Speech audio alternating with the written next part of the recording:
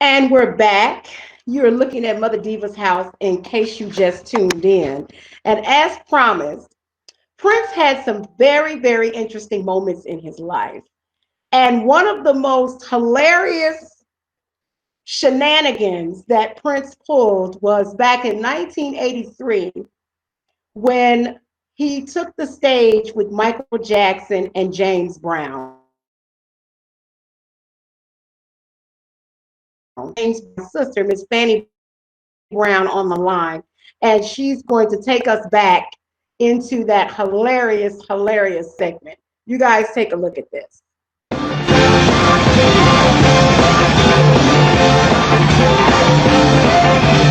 also,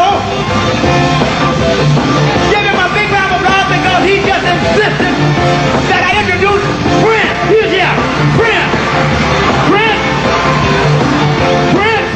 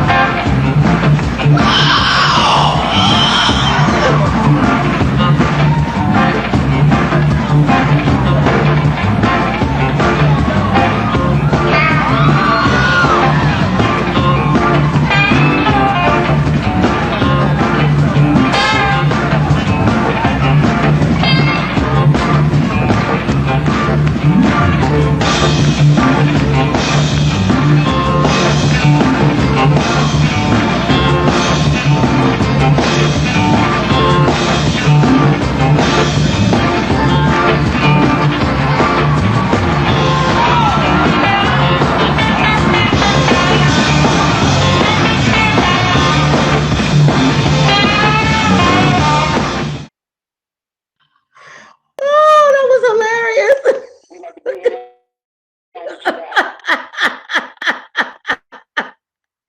Oh, we got on the phone, you guys.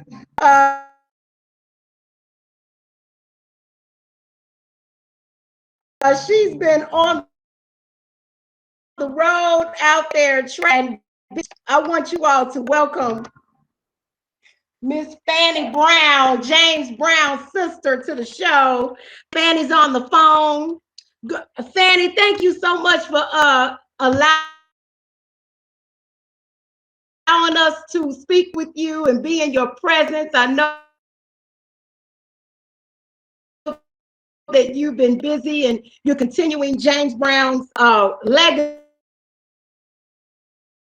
About that whole lamppost shenanigan he pulled when it was him and Michael and your brother on the stage. It was hilarious. You were there that night. Can you just kind of walk us through that whole scene? Well, James Brown, good evening, ladies and gentlemen. All of you all, may God bless you all. Peace. Assalamu alaikum. We were doing the concert there. You're making me laugh now, going back that far. Anyway, the show had been sold out for over 2 months. It sold out in 3 days. James Brown with B.B. King as his special guest. And B.B. King had just made the record, You Made Your Move Too Soon. And I was in love with that record. And of course, I'd known B.B. for years. And I thank God for him being there. And I'm just really kicked back. When I got there, I was the first one to the auditorium. And when I got there, the man walked up to me and he said, "You Miss Brown?" I said, "Yes." He handed me a handful of backstage passes. I guess I must have 1,000 of them. And I'm like, "Whoa, a whole 1,000?" He said, "Well, you all know what to do with them. And we need you to come on out with Mr. Brown souvenirs so we can sell them." I'm like, "Okay." So I went up and I got counted in all the James Brown Unreal panties, James Brown bumper stickers, blue jeans, headbands, I Feel Good towel, Make It Funky, the man who put the wedding sweat towel, Mr. Please, Please, Please t-shirt, Cold Sweat, the Godfather Soul t-shirt. I mean, you name them, we had a t-shirt, sweatshirt, James Brown sweatsuits. I had everything that I could think of to make. And James just went crazy when I made them Unreal panties. Now, Fannie, hold on, because Unreal, that was after the 1983 fiasco. Okay, well, let me go back, because I'm talking about the panties now. Yeah, no, you talking about the James. I got me some James Brown panties. I'm going to show people I got my James Brown panties, and I love my James Brown panties. But I want to go back to 1983 with Prince. So, after I've been there about 30 minutes, I get a knock at the door. Miss Brown, Michael Jackson security would like to speak to you. So I go to the door, and they say, Michael Jackson wants to bring his whole family, and we're going to need about 15 tickets. I said, no problem, here's 16 passes. And you open the door over here where I'm at? Fine. So they left with the tickets. And of course, as the people start pouring in, no one could get a ticket because they had been sold out. So nobody got nothing but me, a handful of backstage passes. I think the show was like $200-300 to get in. And so here comes Leon Isaac Kennedy, Irene Carroll, you name them, every celebrity living in LA, here they all come. Miss Brown, Miss Brown, Miss Brown. This is where James the DB just stand on the walls. Please don't nobody say nothing.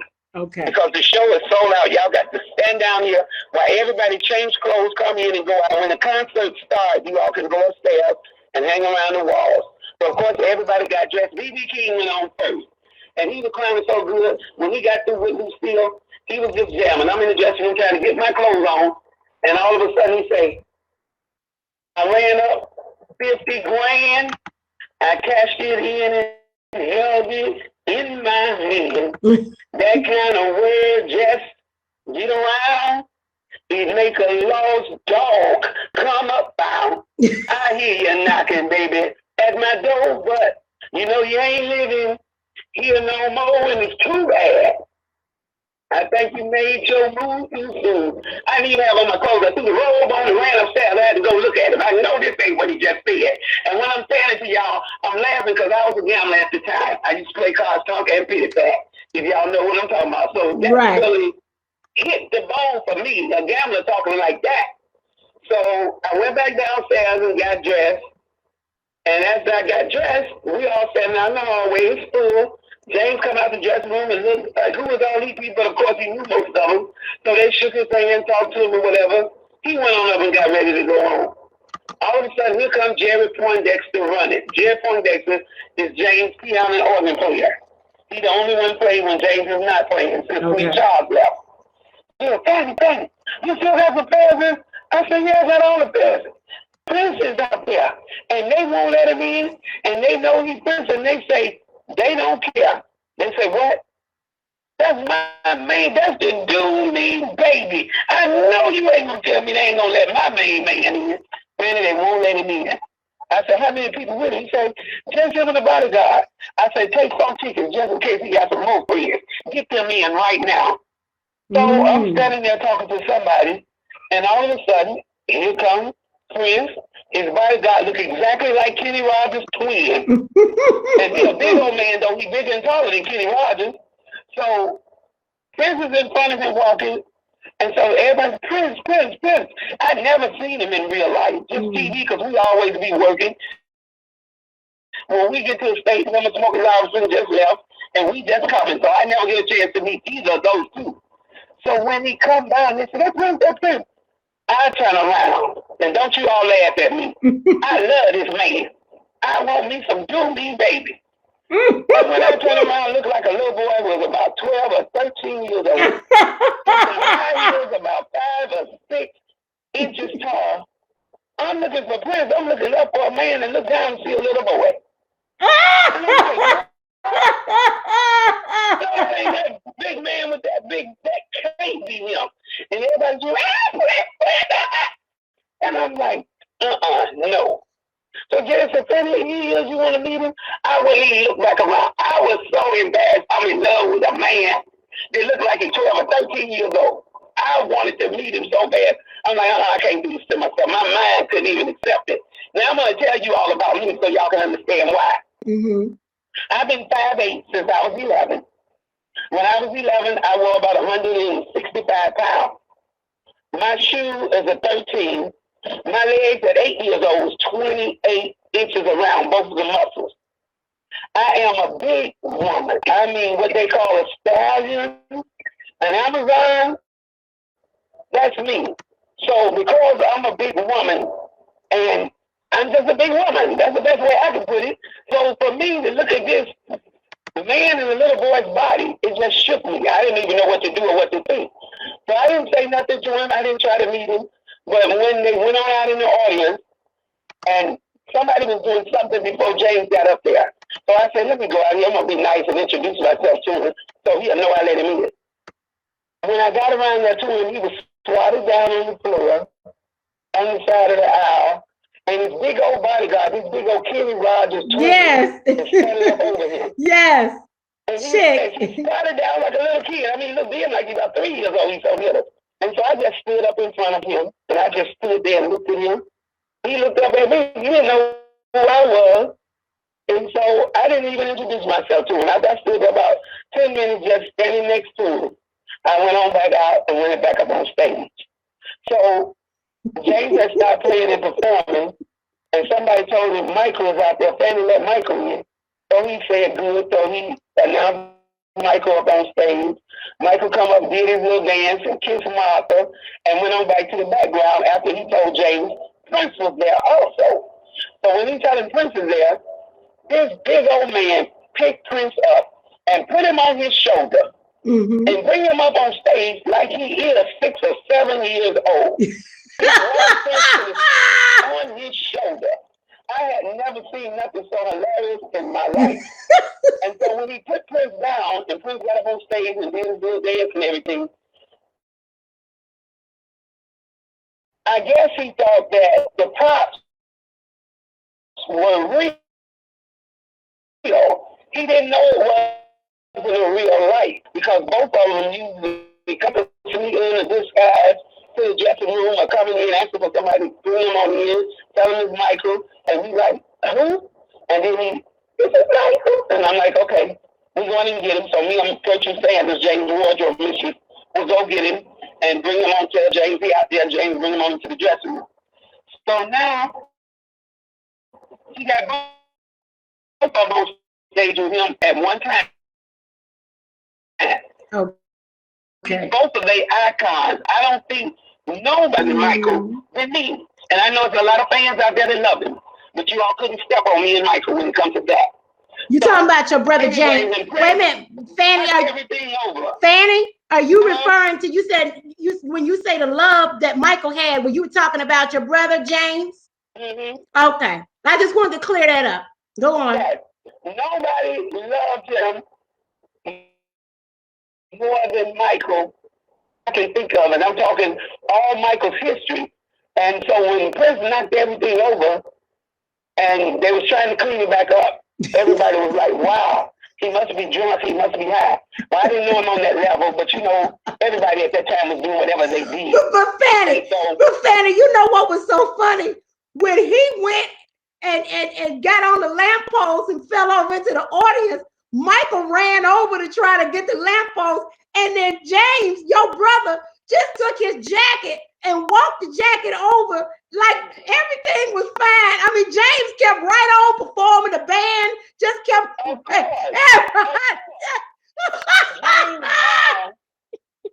is an entrepreneur, a teacher, a scientist, a genius, and he don't care what happens. The show must go on. Every flaw you cover it up. If you fall out or pass out as soon as you come through, you get up screaming and dancing some more. But what? James taught you how to make the show always be the greatest, and he always taught me, find it. I said, what? If you ain't got but 1,000 people that find it, act like you got 100,000. Next show you have 1,000,000 people call them. Go out and tell somebody better and be better than what it was. That was James' motto. And everybody that worked for James Brown will tell you they were in the college of James Brown. Anything you didn't know about music, didn't learn about music, James could teach you. And as you go back and listen to all the legendaries, the Temptations, Marshall, the Shylight, Mr. Reddy, and all the big groups that was big, all of them will tell you James Brown gave them all their first break. And he told them how not to let people rob them, how to get their money. Like, yes, we on the chicken strut and the chicken stroll or whatever they call it. We didn't have hotel rooms to stay in. We had sleeping cars on people's floors if you had friends or families in the town.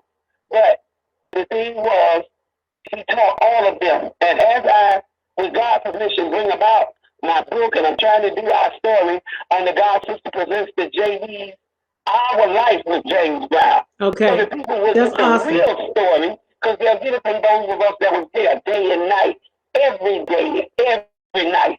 1,015, 1,030, 40 shows a year. Nobody could top that. Nobody. Shows on Friday. If they could squeeze another one in, you might have 3. Saturday, 2 matinees for the children, and 2 shows that evening for the adults. So show. So a lot of people don't understand why his children didn't understand him, because he didn't have time to go home. Every time he looked up, they had him booked somewhere. Right. He was booked, and he had to make the job, or he would lose so much by not making the job. So that was kind of hard for them, because they did not have a father on the level that they needed a father. Yeah. Not very important. Based on what you know about the type of individual Prince was, what do you think he would feel about he's from? Educate people. You know, if he was still alive, what do you think he would be doing in terms of this movement of education and unity and justice? I think that he would be out front still.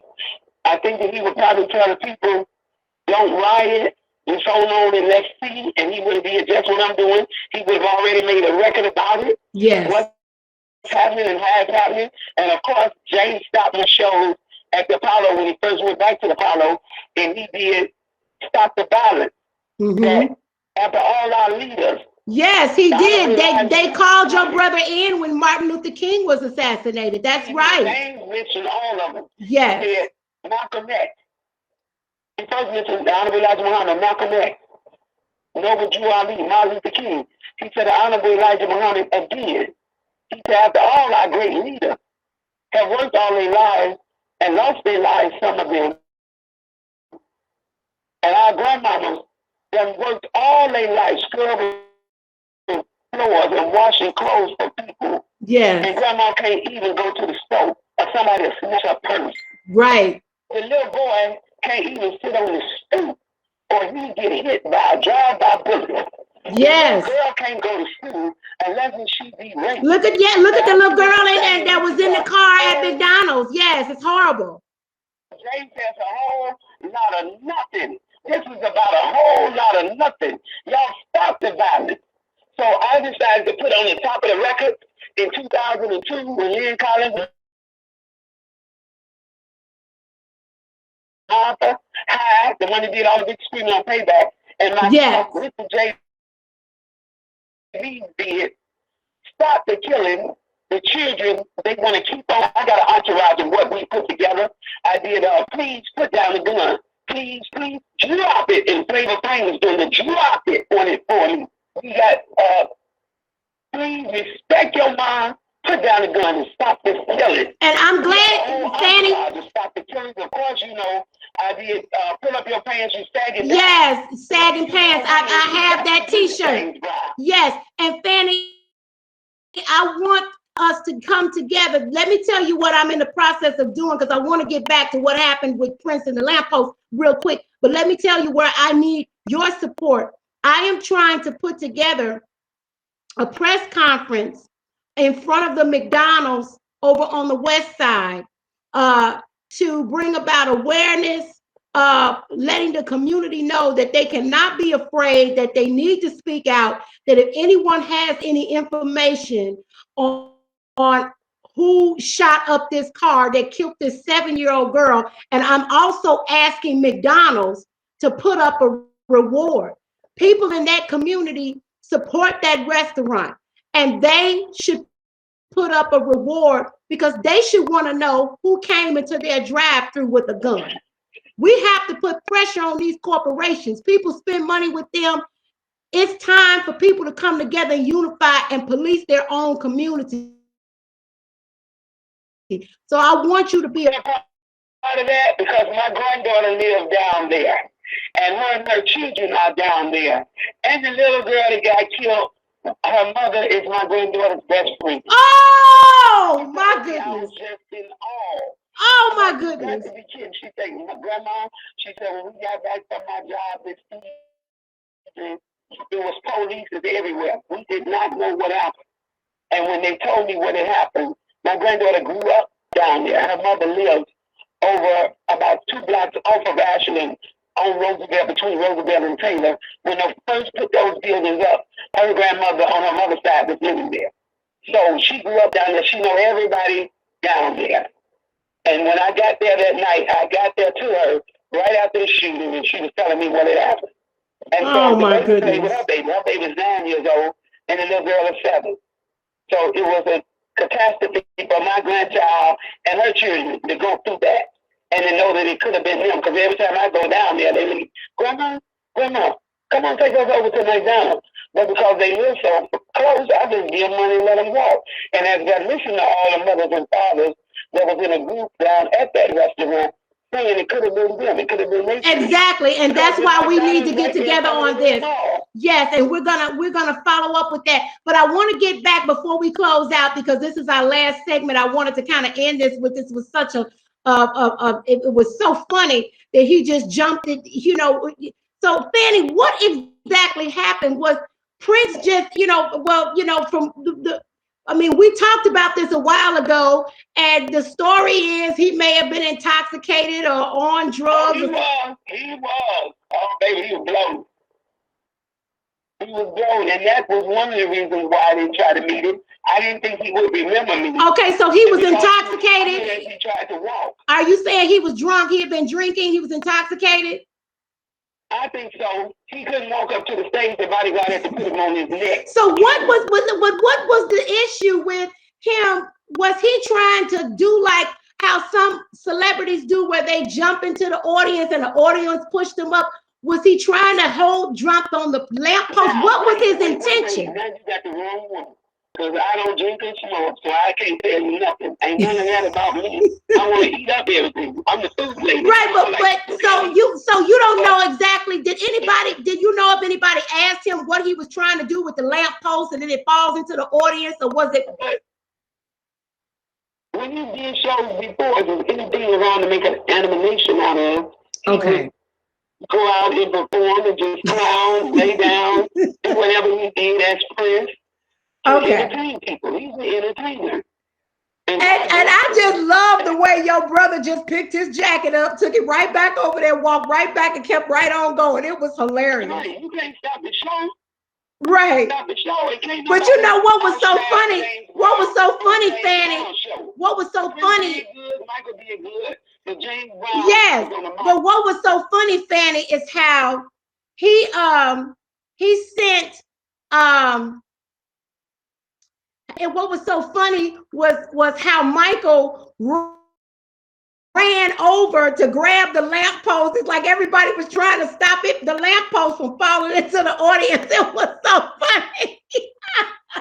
You know, I guess looking at it and how it was set up and everything, and I haven't seen it in years. I just happened to be there, so I know it looked like you were really outside, and like it really could have been, the background could have been real, but nothing was real. And I guess if you changing or whatever, and if you're looking at it as real. So right. I guess in his mind, he was looking at it as really being props and what was there, and it wasn't there. It wasn't there. Nothing was there but a lamp. Everything else was pictures that they used at the Beverly worship.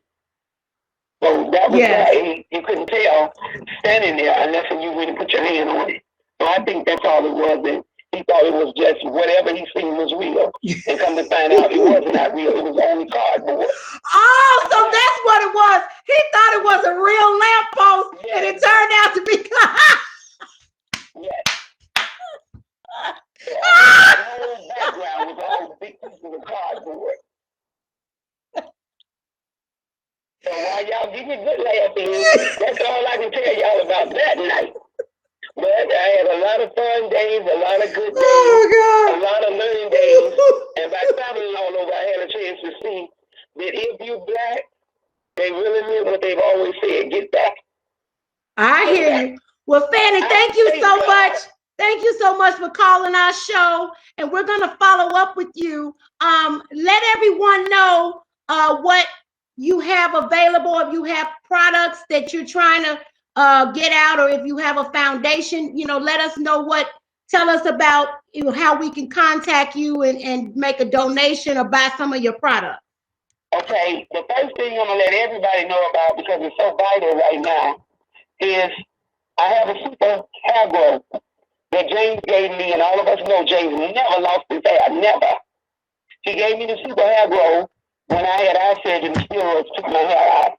And he looked at me and said, "Where your hair, Fannie? Where your hair?"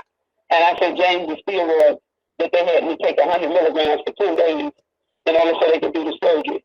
And I had a cataract, and of course, they removed the cataract, but they also took my right eyelids out and replaced it with clean eyelids, because I didn't even know our eyelids get dirty until I went through that. A lot of us don't know we should all be wearing some kind of glasses in our lifetime.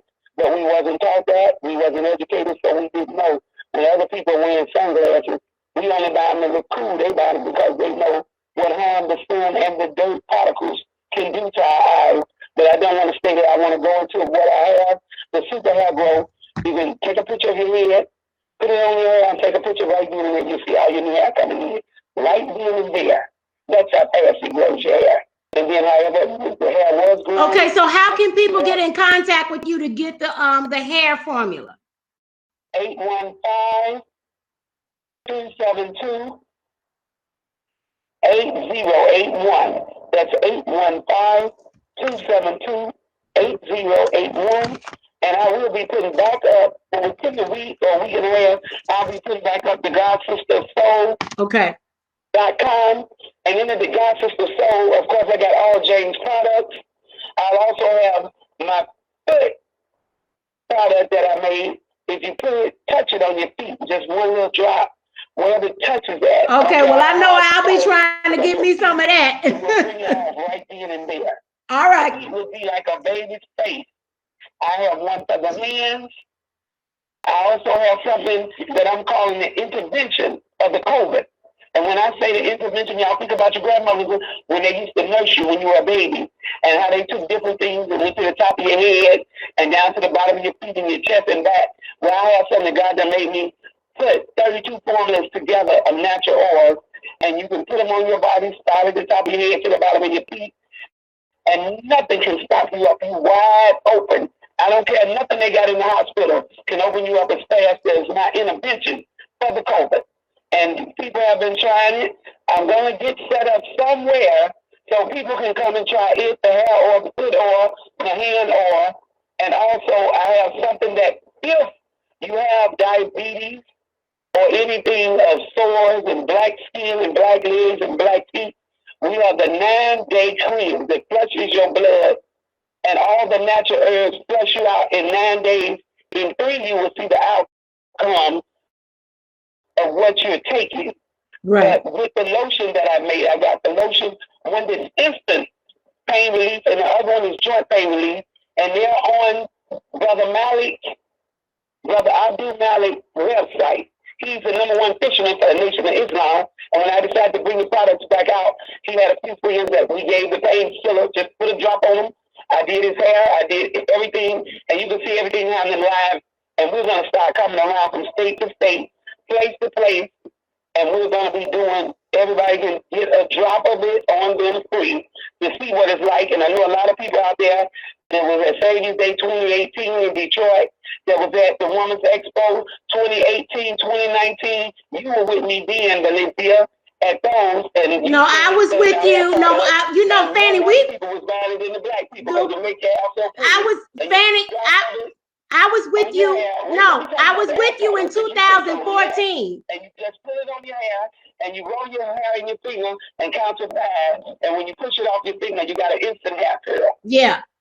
Yeah, I was with you at the expo in 2014. You know, we've known each other almost 7 years. It's been a while. Right. But anyway, okay, well, thank you so much, Fannie, for calling in. We're going to follow up with you. And I want to thank everybody for watching this very special Prince tribute. And there you have it. The shenanigan lamppost situation that happened in 1983. Now we know Prince thought it was real, and it turned out to be cardboard, and he fell all over in the audience. It was hilarious. It was amazing.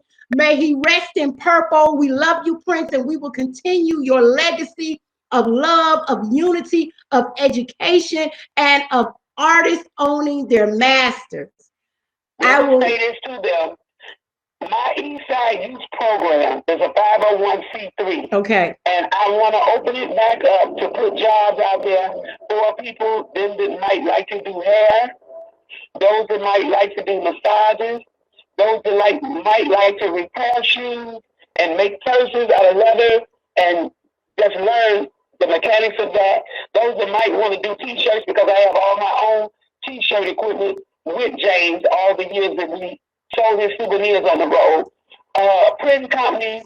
I got a lot of other people that want to do a lot of other different things, open stores, build homes. Those that want to learn electric and plumbing, drywall and mud and tape. You all call 815-272-8081. Anybody that want to give a donation. It's the Eastside Youth Program. Eastside Youth Program. The Eastside Youth Program. Call me for the information, or like I said, and we'll put that information. We will put it on. We will put it on the video. Okay. Thank you so much, Fannie. I love you guys. Hallelujah, and see you next episode. Good night.